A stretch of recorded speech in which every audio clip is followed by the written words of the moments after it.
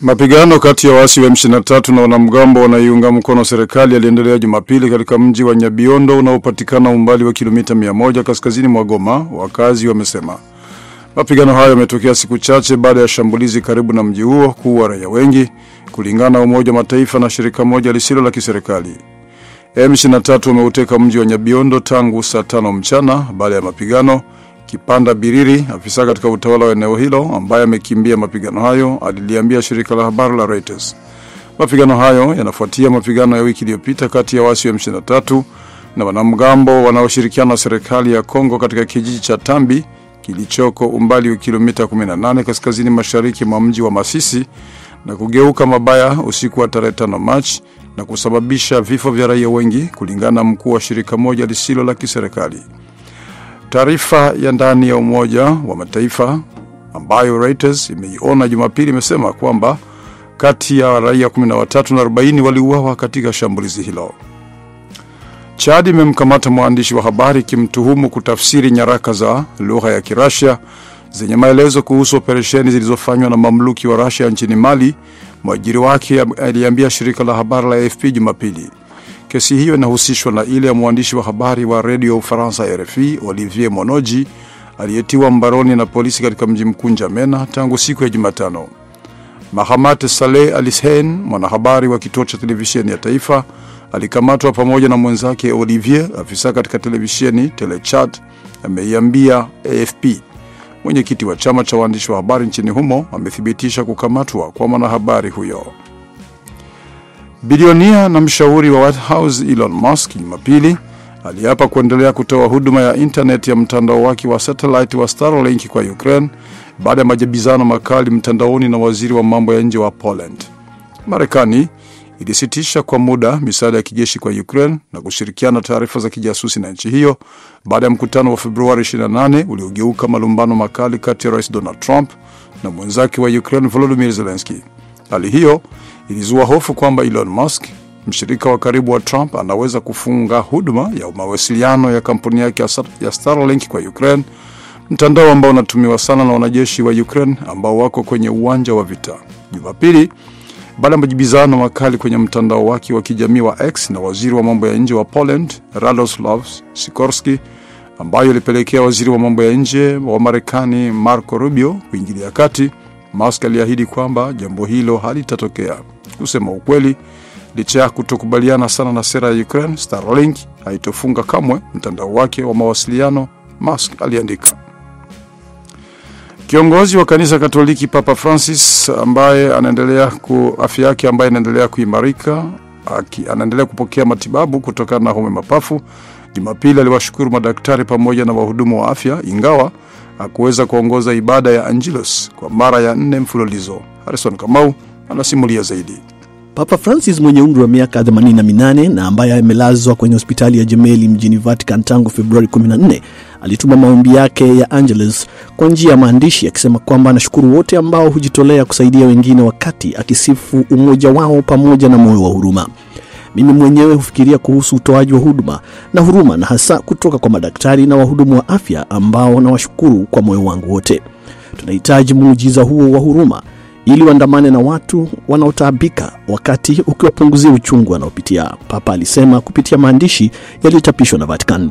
Kiongozi huo wa zaidi ya waumini bilioni 1.4 wa Kikatoliki kote duniani aliwahi kulazwa kwenye hospitali hiyo ya Gemelli hapo awali wakati alipofanyiwa upasuaji wa utumbo mwaka 2021 pamoja na upasuaji wa hernia mwaka 2023. Kulazwa kwa wakati huu, hata hivyo, kumekuwa na changamoto kadhaa wakati akishuhudia matatizo ya kupumua na kuzua wasiwasi kwamba kupona kwake huenda kukachukua muda mrefu, hadi ambayo huenda ikapelekea kujiuzulu kwake. Unaendelea kusikiliza matangazo ya Kumekucha kutoka studio za Sauti ya Amerika, Washington DC. Israeli Jumapili ilitangaza kwamba imekata huduma ya umeme kwa Gaza. Matokeo ya hatua hiyo hayakueleweka haraka, lakini eneo la Gaza linapata umeme kutoka Israeli ili kuzalisha maji ya kunywa. Hamas imeitaja hatua hiyo kama sehemu ya sera ya Israeli ya kusababisha njaa. Wiki iliyopita Israeli ilifunga usafirishaji wa bidhaa kwa Wapalestina zaidi ya milioni 2, ikikumbusha hatua kali zilizochukua siku za mwanzo wa vita vyake dhidi ya Hamas. inaishinikiza Hamas kukubali kuongeza muda wa utekelezaji wa sitisho la mapigano katika awamu ya kwanza. Awamu hiyo ilimalizika mwishoni mwa juma lililopita. Israel inaitaka Hamas iwaachilie nusu ya mateka wanaobaki ili kufanikisha mazungumzo ya sitisho la mapigano la kudumu. Hamas badala yake inataka kuanza mazungumzo juu ya awamu ya pili ngumu sana ya kusitisha mapigano, ambayo ingepelekea kuachiliwa kwa mateka wanaosalia huko Gaza, kuondolewa kwa wanajeshi wa Israel na amani ya kudumu. Inaaminika kuwa Hamas bado inashikilia mateka 24 walio hai na miili ya watu wengine 35. Na maafisa wa utawala wa Rais wa Marekani Donald Trump wamemkamata mwanafunzi raia wa Palestina aliyehitimu ambaye alihusika sana katika maandamano ya Palestina ya mwaka jana katika chuo kikuu cha Columbia cha New York. Chama cha wanafunzi kilisema Jumapili. Mwanafunzi huyo, Mahmoud Khalil, alikamatwa Jumamosi na maafisa wa Wizara ya Marekani ya usalama wa ndani kwenye makazi ya chuo kikuu. Chama cha wanafunzi wa chuo kikuu cha Columbia kilisema katika taarifa. Kushikiliwa kwa Khalil inaonekana kama mojawapo ya juhudi za kwanza za Rais Trump kutimiza ahadi yake ya kutaka kuwafurusha baadhi ya wanafunzi wa kigeni waliohusika katika vuguvugu la maandamano ya kuiunga mkono Palestina.